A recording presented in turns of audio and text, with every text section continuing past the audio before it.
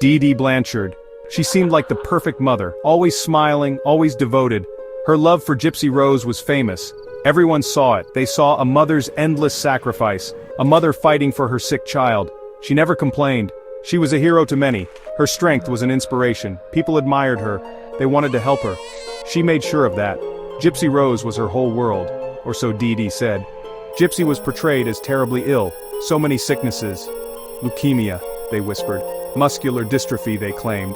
Seizures shook her small frame. She needed a feeding tube to eat. She couldn't walk, they said. Her life was a constant battle, a fragile existence, held together by her mother's love, and many medications. But the truth was a dark secret, hidden behind closed doors, behind the sweet smiles, behind the medical charts. Gypsy Rose was not really sick, not in the ways her mother claimed, the long list of illnesses, the constant medical emergencies. It was all a carefully crafted lie, a lie that shaped Gypsy's entire childhood, a lie that stole her life. Dee was the architect of this cruel deception. She had Munchausen syndrome by proxy, a sickness of the mind. It made her invent illnesses for Gypsy. She shaved Gypsy's head to make her look like a cancer patient. She forced her to use a wheelchair, even though Gypsy could walk. She gave her pills, so many pills, for conditions that never existed, making Gypsy truly unwell. Doctors were tricked, one after another. In the quiet darkness of her room, Gypsy found an escape, a secret laptop, a hidden connection, to a world beyond her mother's control. The internet became her sanctuary, a place where she could be someone else. Someone not sick, someone not trapped. She tasted a bit of freedom there, a dangerous, thrilling taste. It made her want more. She met him online, Nicholas Godejohn. He was older, he lived far away, but he listened to her, really listened. She poured out her heart, her secrets, her pain, the years of abuse, the endless lies. He seemed to understand. He offered her comfort. He told her she was beautiful. He told her he loved her. She clung to his words. Their online messages grew more intense.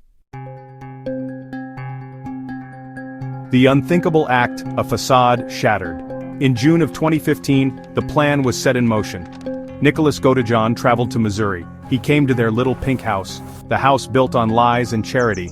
He came in the dead of night, while Dee slept, unaware of the horror approaching, unaware that her carefully constructed world was about to come crashing down in the most violent way. Dee was stabbed 17 times, a brutal, bloody end to a life built on deception. Gypsy said she hid in the bathroom, covering her ears, trying not to hear the sounds, the screams, the struggle. She waited for it to be over, for the silence to return. The silence that meant her mother was gone. The silence that meant she was perhaps free. Then came the chilling Facebook post from Dee's account. "That bitch is dead," it proclaimed. The word shocked everyone, friends, neighbors, family. Chains of justice, victim, or architect. The arrest made headlines everywhere. The story was almost unbelievable. A mother who faked her daughter's illnesses, a daughter who plotted her mother's murder. The world was captivated and horrified. As more details emerged, the picture became even more complex. The years of abuse, the isolation, the desperate desire for escape. It was a tragedy of epic proportions. Gypsy Rose pleaded guilty to second-degree murder. She was sentenced to 10 years in prison. Nicholas Godejohn received a life sentence for first-degree murder. He was the one who held the knife, but Gypsy had planned it with him. The legal system had spoken, but public opinion remained deeply divided. Was Gypsy a cold-blooded killer, or a victim pushed to the extreme? Many saw her as a victim, a young woman who endured unimaginable abuse for her entire life. They argued she had no other way out, no one had helped her.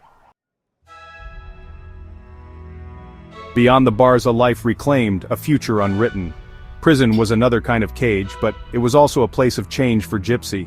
She was away from her mother's direct control for the first time in her life. She began to find her own voice, to understand the extent of her trauma. She dreamed of a future, a real future, one where she could make her own choices, live her own life on her own terms. In December 2023, that dream began. The prison gates opened. Gypsy Rose Blanchard walked free after serving 8 years.